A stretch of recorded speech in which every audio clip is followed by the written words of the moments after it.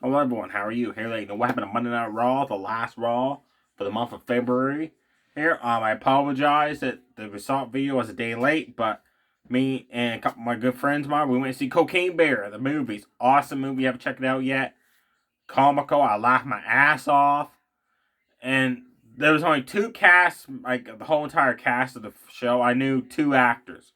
One was the late great Ray Oletti. He passed away a couple years ago.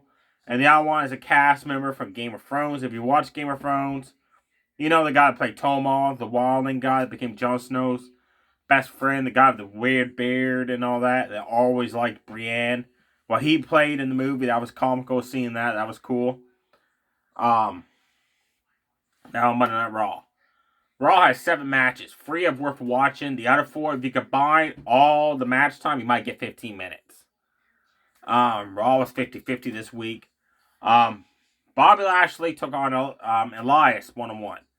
Battle rank, Elias, jump up knee, a couple punches, Lashley. Pay dirt, spear, match over. That fast. After the match, again, Bobby Lashley was confounded by my big WWE Superstar fan, Bray Wyatt, as you can tell. But I don't like this persona of Bray Wyatt, the Firefly Funhouse thing. It was crappy in the past. Having Bray Wyatt come back being like the old Bray Wyatt, kind of like the Fiend version, that was cool. But going back to the Firefly Funhouse gimmick, oh man, that's a terrible mistake. I find. And I'm not the only one. There's some fans out there that think that they should have stuck with the other personas of Bray Wyatt. I am, however, looking forward to Bray Wyatt versus Bobby Lashley for the first time ever on pay-per-view. That's going to be cool to see at WrestleMania. I am looking forward to that matchup.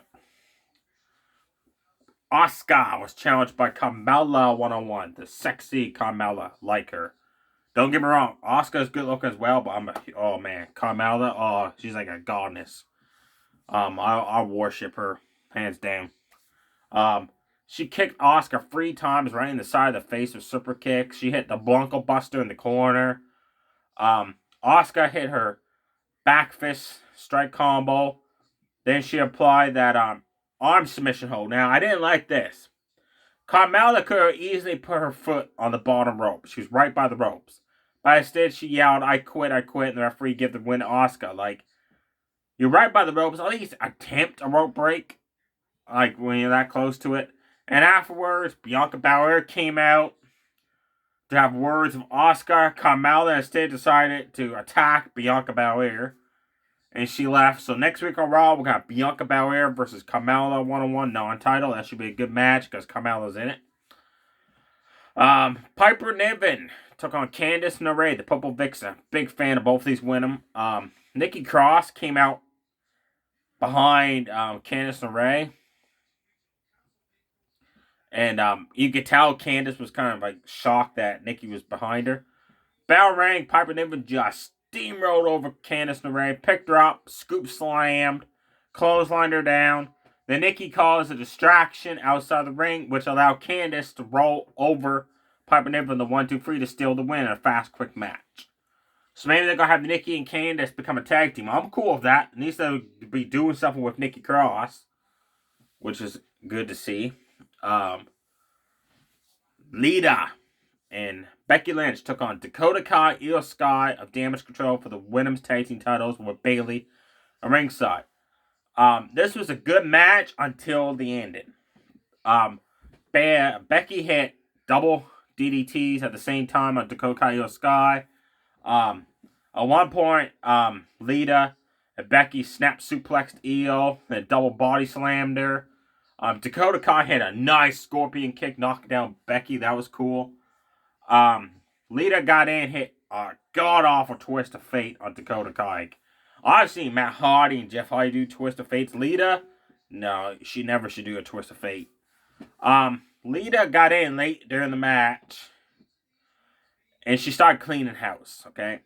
Now, this is what I didn't like. Lita went up on the top rope to do the Lita assault onto Io Sky, who's laid down.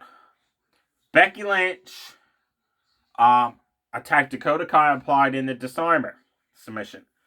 Trish Stratus comes out, which was so predictable because she's been backstage the last 2 weeks, but now they decided to find a user.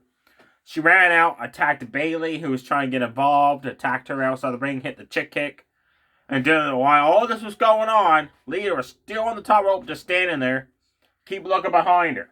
And Io Sky could have moved out of the way like 100 times, but nope, Lita hit the Lita saw.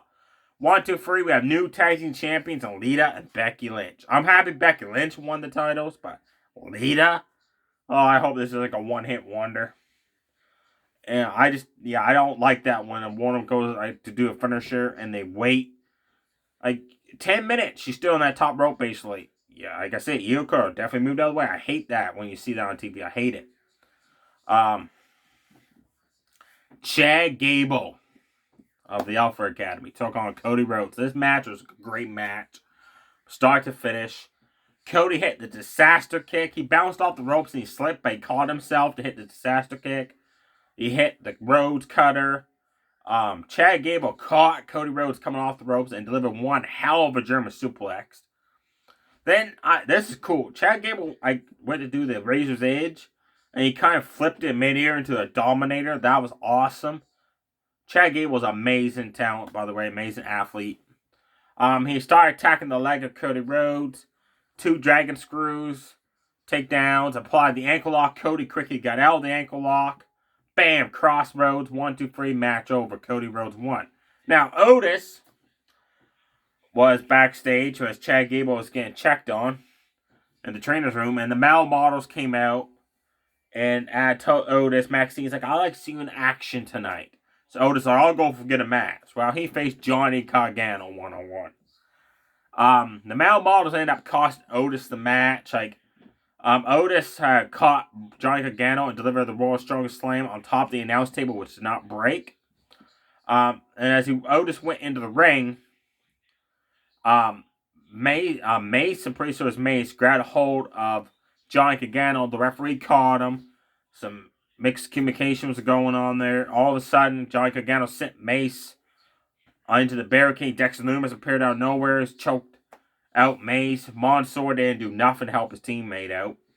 And while all that was going on outside, Otis was watching. Gargano hit a tornado DDT on Otis, rolled him into the ring, and hit the slingshot DDT into the ring for the 1, 2, 3. Gargano won the match. The last match talk about the Street Profits against Jimmy Uso and Solo Sikoa. Great match from start to finish these guys put on. This was the opening match for Monday Night Raw.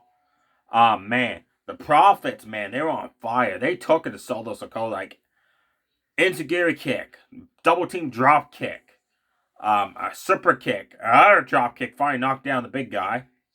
Diego Dawkins just kicked Jimmy Uso's ass. Like that spinning corkscrew in the corner, a spine buster, the overhead suplex. Finally, Solo Sikoa got in. Samoan drop, Diego Dawkins. That was it for him. Montez Ford tagged in. Had an enziguri kick, a jump up clothesline on Jimmy. Did a top rope frog splash when Jimmy was still getting up. That was cool. Then Solo Sikoa got back in. Just ran over Montez Ford. Everybody started fighting everybody, and Solo ended up hitting the Samoan spike on Diego Dawkins for the 1, 2, 3. After the match, they went to injure Diego Dawkins in the corner, or Montez Ford. I can't remember which one it was. I apologize. And Kevin Owens made the save. Super kicked Solo, stunner Jimmy. No, I'm sorry. Super kicked Jimmy, stunner Solo. And next week on Raw, we're finally after months of waiting for this, Kevin Owens versus Solo one-on-one. I cannot wait for this match. I'm super excited for that one for next week on Raw. There you have it, folks. Definitely check out Cody Rhodes versus Chad Gable, the tag match between the Profits and Jimmy Uso and Solo. And definitely check out the women's tag match with Lita, Becky Lynch against Dakota Kai, Io Sky until the ending. You could just skip the ending right there because that was terrible, but the rest of the match was worth watching. The other matches, you really didn't miss much. And let me know below what WrestleMania matches you're looking forward to, what WrestleMania matches you're not looking forward to. And also, before I forget, they showed a new movie trailer. Montez Ford and Bianca Belair did a theme of Titanic. It was not as nowheres as great as Seth Rollins portraying the Joker. That is for sure. I'm still got my fingers crossed. They're gonna do a Saw theme with the New Day. I'm hoping for that happens. That'd be cool. There you have it, folks. Stay safe, everybody. Too sweet. Bye.